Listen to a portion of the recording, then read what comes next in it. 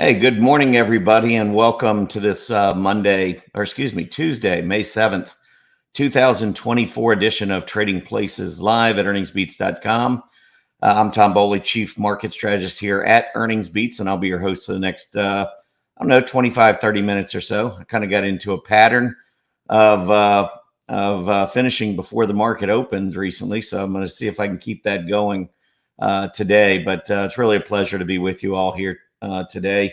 First, let's go ahead and see what happened, the action on Monday. So we had the Dow Jones Industrial Average rise 176 points, S&P 500 up 53, Nasdaq up 203. Mid caps rose 41 points. The IWM was up $2.61, and the transports jumped 32 points. So what does this mean on a relative basis? Well, mid caps led yesterday, rising 1.4%. Then we had the small caps up 1.29%, and then the Nasdaq. So small caps, mid caps still maybe finally getting their due.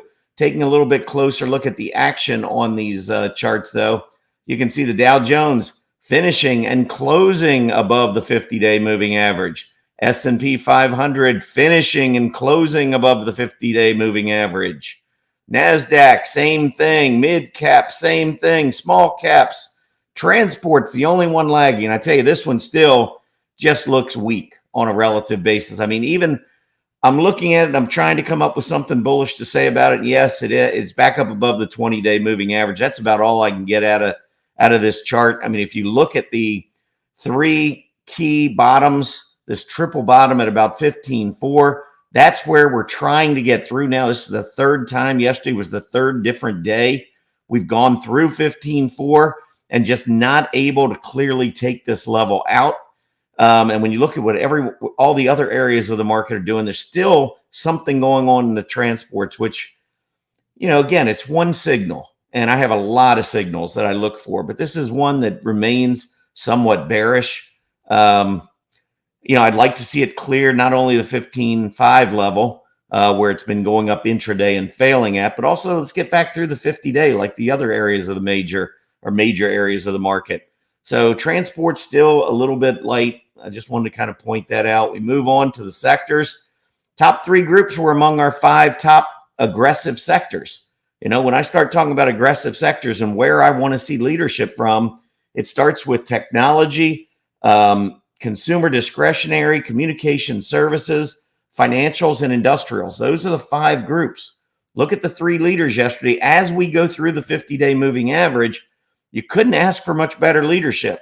We had communication services jumping 1.36%, financials 1.28%, technology 1.18%.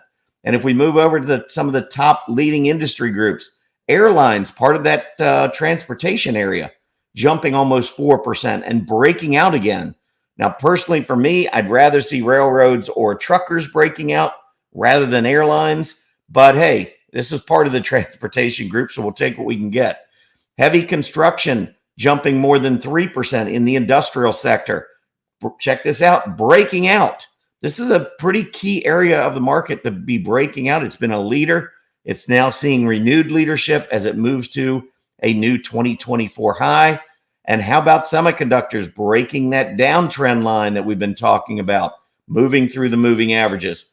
Could the volume have been a little bit stronger on semiconductors? Yes, that's for sure. But a breakout is a breakout. We'd like to see a little bit more volume accompanying it. So if I got to, keep it real, that's what I would say. A big volume breakout would have been huge. Average to maybe even less than average volume on the breakout. We'll see. At least getting back through the moving averages, though, is telling us that we are much, much, much more likely in a period of consolidation than we are in a downtrend. Normally, when you are downtrending, you set a low, you bounce, you hit that 20-day moving average, and you go to a new low. That's how most downtrends get started.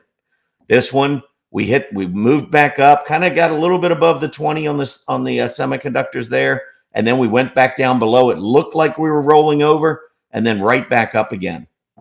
If we look at the major indices, same thing. You can see the S&P 500 right here moving up getting just above the 20, couldn't get through the 50, rolled back over. It looked like, okay, here we go. Got another low coming up, or at least testing the prior lows. Didn't happen.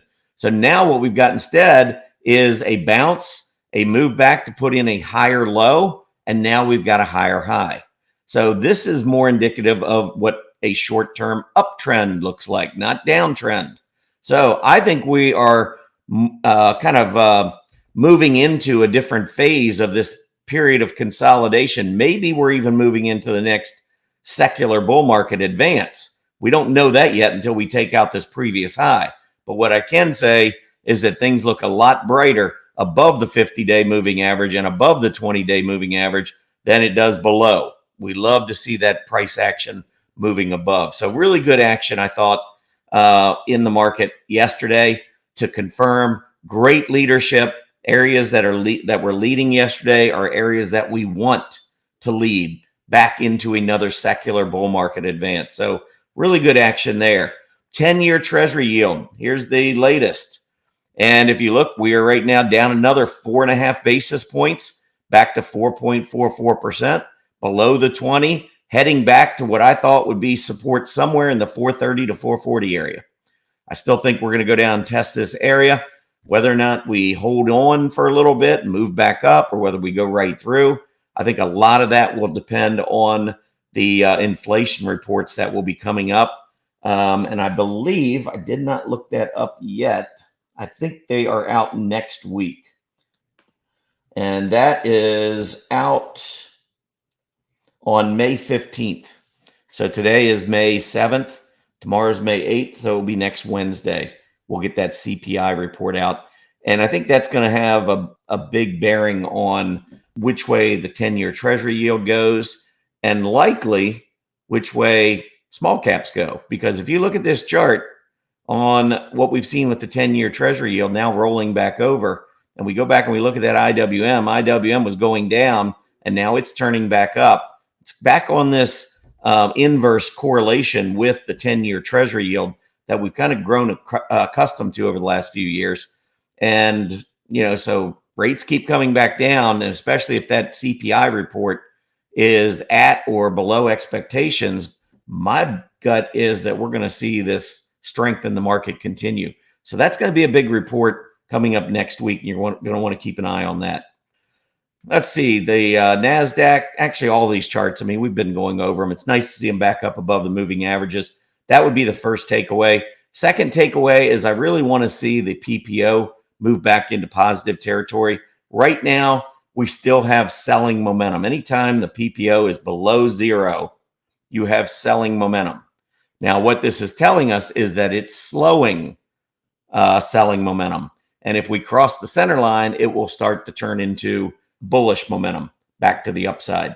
So that would be the next thing I'd be looking for. If we can get those PPOs back through the center line, I think that would really start to show much, much more bullish momentum, which would in turn give us much better feeling about the next leg of the secular bull market. So still got a little bit of work to do, but what we've seen so far is very encouraging. Also, what I'm looking for, those AD lines, we're starting to see them turn back up again. I really want those to go back to new highs. So if the prices keep moving up, we want to finish strong. We want to be, seeing solid afternoon action. That is what drives the AD line higher. And it also is just, for me, good common sense. I want to see buying in the afternoon. That's what we saw yesterday. We closed right on the high, and that's what took the AD line up yesterday. A few more of those days, and we'll be right back to the highs, which will be encouraging. By the way, we're only about 1.5% away from setting a new all-time high on the S&P 500. So that 4 or 5, maybe even 6% correction or pullback that we saw, a lot of it's in the rearview mirror already as the market rebounds. Don't give up on a secular bull market. I say that all the time. Too many people, every time you turn lower, oh my gosh, here comes the bear market. Doesn't work that way. Anyway, NASDAQ 100. Same thing, moving back up above the moving averages, watching that PPO. Nice move back up on the AD line, but we got some work to do still. Not completely out of the woods, but certainly looking a lot better. In addition to that transport group that I told you was still, acting somewhat bearish, historically, this is not a good period of May or throughout the year. The early part of May to the latter part of May, from the 5th at the close to the 25th at the close. I think it's the 5th to the 25th, close to close. That is the obviously and clearly most bearish period of May, and one of the more bearish periods throughout the year. Not horrible. It's not like that October 22nd to 27th period, or the September, was that the September 20th or 19th to the 26th period? Maybe it's 17th to the 26th.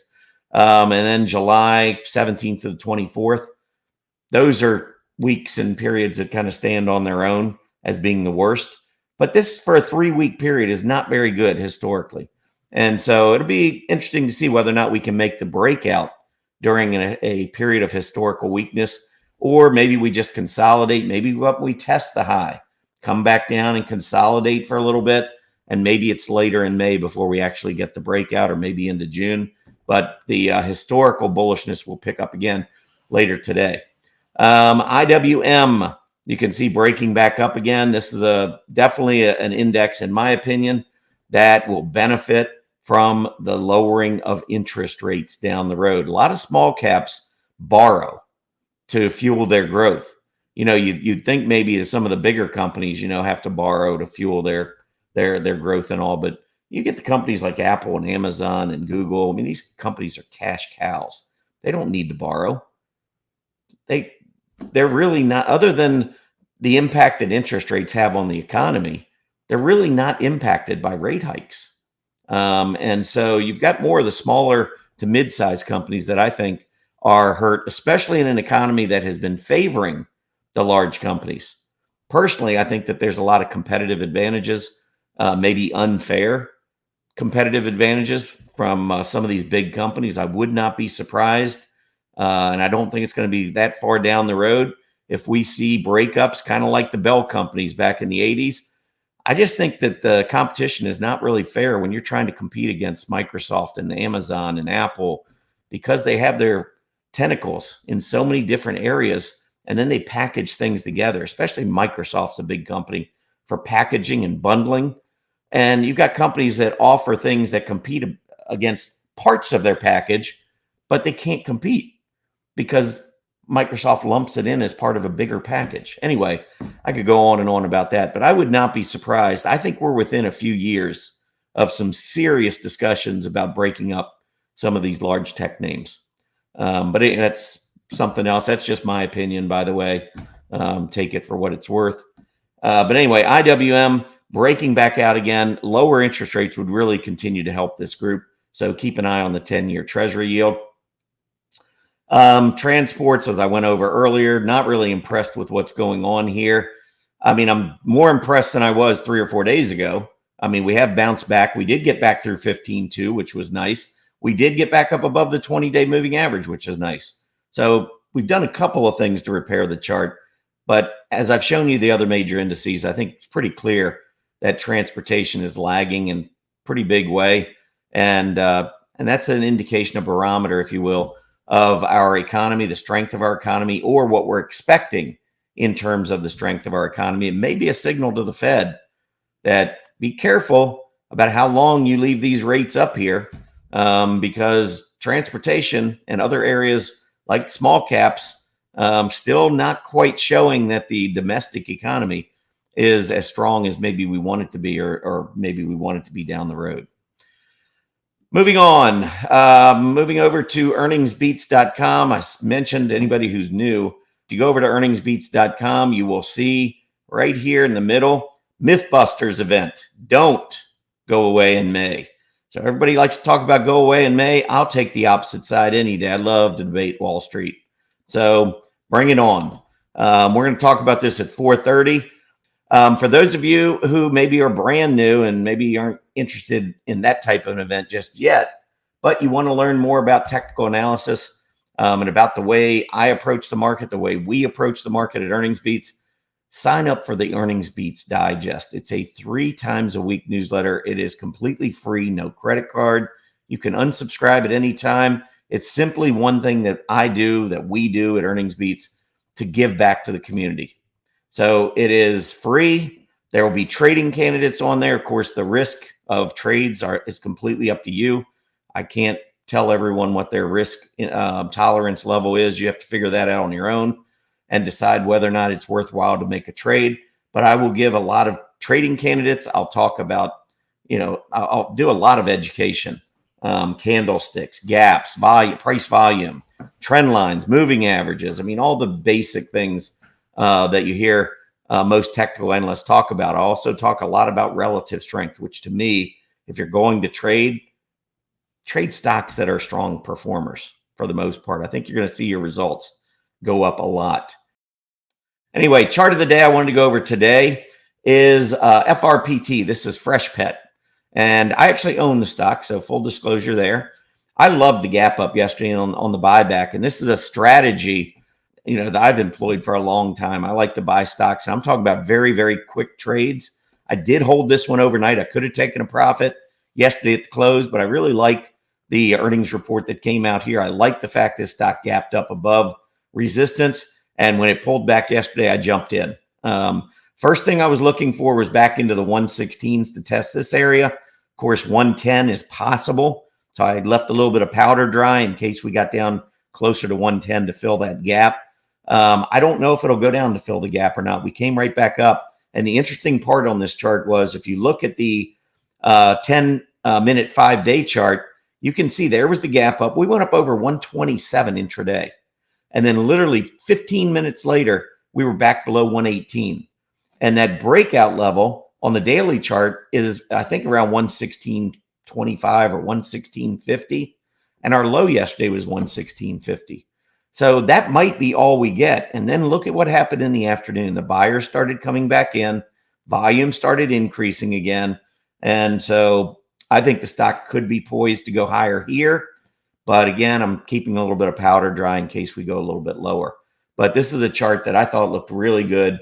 Again, when we look at a stock's relative strength, look at how the stock is performing relative to the food products index. So it is a little bit more, I'm not going to say it's safe because we just had a huge gap up. I mean, this could easily go back down to 110, but it is in a safer area of the market, more defensive oriented food, think consumer staples. But there are opportunities. I mean, this is a stock that's gone up from 55 to 120 in the last 6 or 7 months. So I wouldn't exactly say that this is a conservative staple stock that doesn't move much. I mean, I think you got to admit that this is going to be a little bit more volatile than your standard consumer staples trades. But still, it is in that group. And, we'll see where it goes from here. But I like the chart. They did come out. Let me see if I can find real quick for you.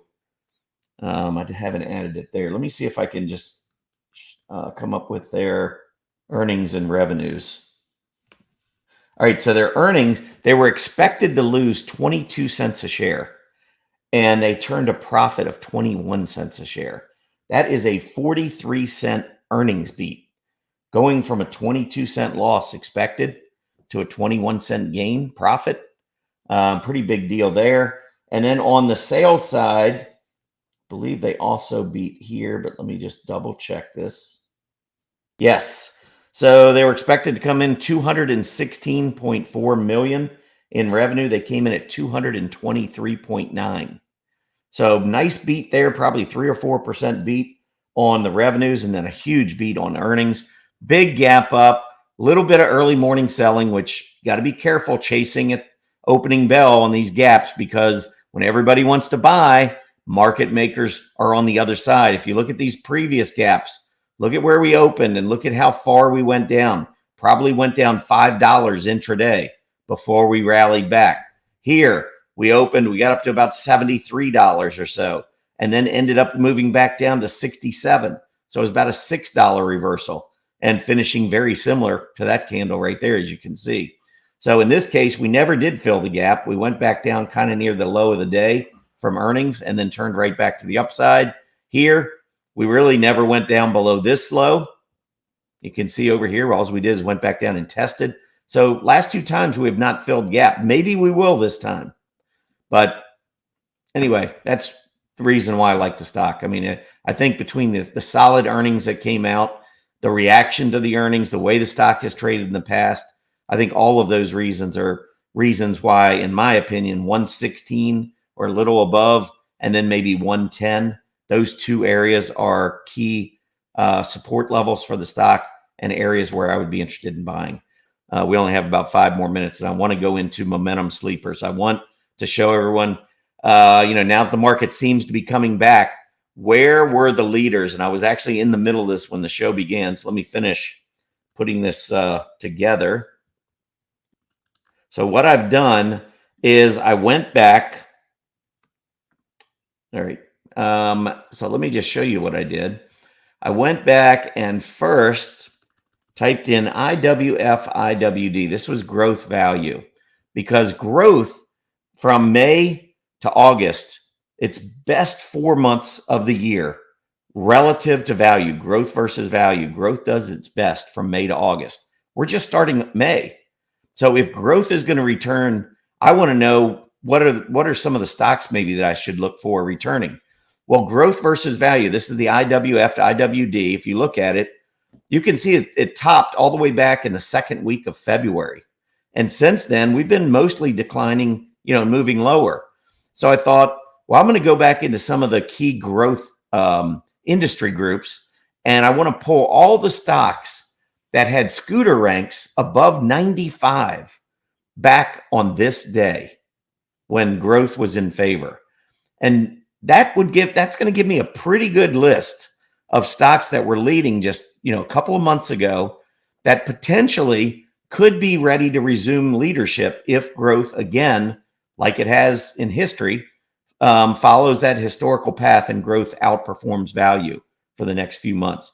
So that was the whole concept behind putting together this scan right here, which is where I'm saying 59 days ago, scooter was greater than 95, and it's in one of these groups. And, I want to find one of these groups. If I left and in all these groups, it would return 0, because you can't be in the internet group and in the broadline retail group and in the semiconductor group.